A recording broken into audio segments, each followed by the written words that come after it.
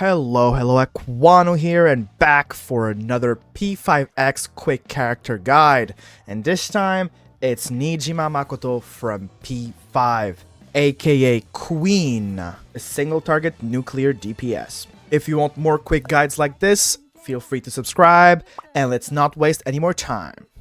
First of all, let's talk about Queen's skills. In which order should you use them, which ones should you use, and in which order should you level them up. So first of all, when it comes to her normal rotation, ideally, you want to be spamming her skill 3 as much as possible. Why?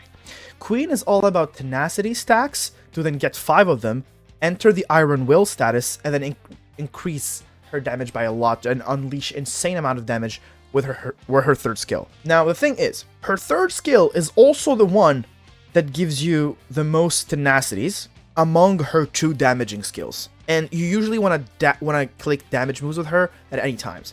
Now if it's a harder boss, you can use her second skill, which heals an ally, because it does give her 3 tenacity stacks if an enemy is afflicted by an elemental ailments, which is more than her third skill. So yes, for example, you could do skill 3 into skill 2 to then get your 5 tenacity stacks and enter Iron Will. But you do lose some damage by doing that. So for example, in guild bosses, you ideally want to spam the skill 3 all the time. Now, when you use your highlight, you could use her skill 1 in AoE situations and to make your highlight stronger, since your highlight does benefit from the enemy having elemental ailments. So all of her skills can be useful, but you ideally want to spam the third one, which means her leveling priority is straightforward. You want to focus on her third skill, and then her first skill, which is the AoE one. Then you want to level up her healing skill, which can be pretty useful to stack tenacity, and then level up her ult last. Now, Queen doesn't have a skill that she doesn't really use, unlike some other characters. So, for example, Yusuke and Yui both have a skill they're almost never going to use, so they can just focus all their resources and leveling up the other skills. For Makoto, you can't really do that. So leveling priority isn't as important for her. You can just level up every single skill, but focus on the third one. Obviously, get the third skill as high level as you can first. And if you want a simplified version of the skill rotation, just spam skill 3 and ult on cooldown. Now let's talk about her weapon options.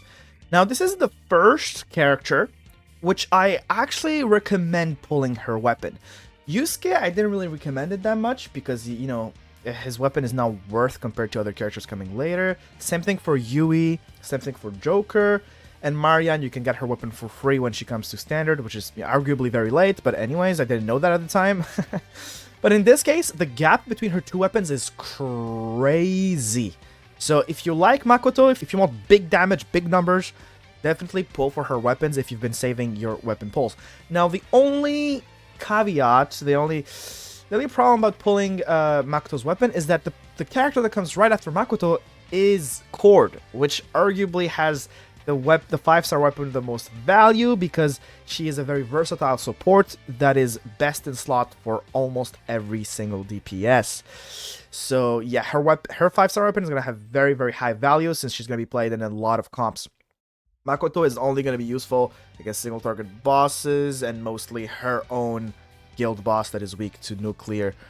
So yeah, if you really like Makoto, don't feel bad about pulling for her weapon. It is crazy.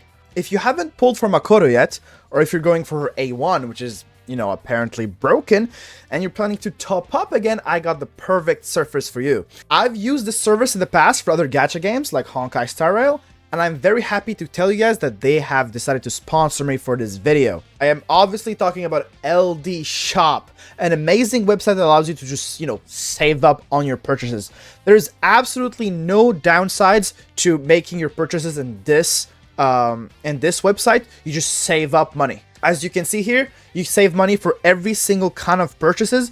The website is also giving out 15% off coupons for every single person that registers, and it is also important to keep in mind that you can proc the double bonus in this website. So don't worry about getting your first time purchase double bonus. It is a very, very trustworthy site. I wouldn't take the sponsor if it wasn't.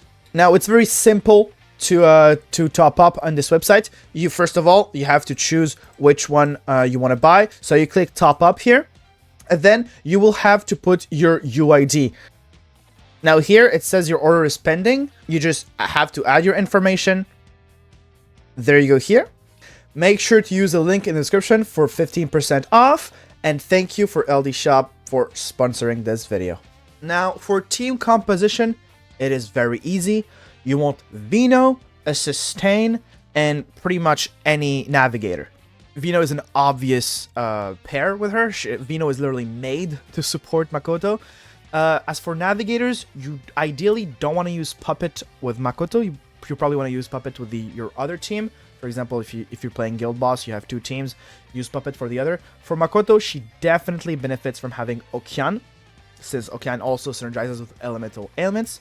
Or the next navigator that's coming, Phoebe, because she gives her a big buff for having another nuclear character in the team. Phoebe is a very good navigator for teams that have more than one character of the same element. So since Makoto is always played with Vino, it's perfect. Now for the support, literally everyone works. Marian and Soy are the ones I would recommend a lot. For horror battles that you really struggle to survive in, use Marian or Luful if you don't have Marian. And for like battles that are a bit easier, but you still need a bit of sustain, use Soy because he's crazy in terms of single target shred, which, you know, helps Makoto, who's also a single target DPS. So the ideal team for now would be Vino, Marian, and Okyan, and Phoebe when she comes out. For Wonder Personas, the best one is obviously Bishamonten, which perfectly synergizes with Makoto. He does extra damage against enemies that are afflicted by ailments. He increases the nuke damage taken of the enemy. He also has a skill that just increases the damage taken overall if the foe is inflicted by an elemental ailment, which is, you know, perfect for Makoto. That is the best persona you want with Makoto, but it is only available when you unlock the highest tiers of personas when you get to account level 70. So before that, you can use pretty much any buffer that synergizes well with, you know, a crit attack DPS. So Succubus, Komokten, very, very good.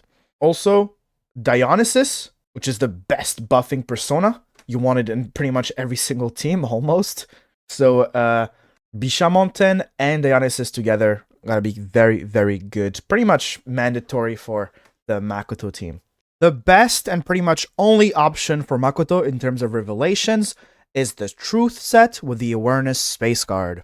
For main stats, you want attack percent or damage bonus, which is I think called attack multiplier in global on the moon. You want crit rate on the star and attack percent on the planet card. For substats, you want to prioritize crit rate, pierce, attack multiplier, attack percent, and obviously crit mult is also good. Like crit mult is just as good as crit rate. You just want a good balance of both. For the late game, try to aim for at least 40% crit rate. In terms of awareness, it is important to note that her A1 is crazy. If you want to make your Makoto, if you want to make your Makoto more future-proof and hit like a fucking truck, well, her A1 is the one to go with. Basically, it makes it so you get 5 stacks of tenacity as soon as you enter battle, which procs your Iron Will right away, and it gives you a free 50% attack boost during Iron Will, which is crazy. This is very good because you don't waste a couple turns getting to Iron Will, which makes your score against guild bosses and stuff like that very much higher. I do not recommend going higher than A1 unless you're a Giga Whale, in which this doesn't matter to you anyways. But yeah, after A1, I'm not a big fan. I don't think it's worth the price. But before that, A1 is kind of crazy. Also, I just got news that her A1 has been buffed in global only and now gives an extra bonus 35% damage bonus. I was like, why not? Just on top of how good it was already. So A1 is very, very worth pulling for. That's it for the Makoto quick guide. I hope you guys enjoyed the video. Thank you guys for 5,000 subs, by the way. That's crazy. Subscribe if you haven't already subscribed and if you want more quick guides like this one. It was Acwano. I'll see you guys next time. Peace.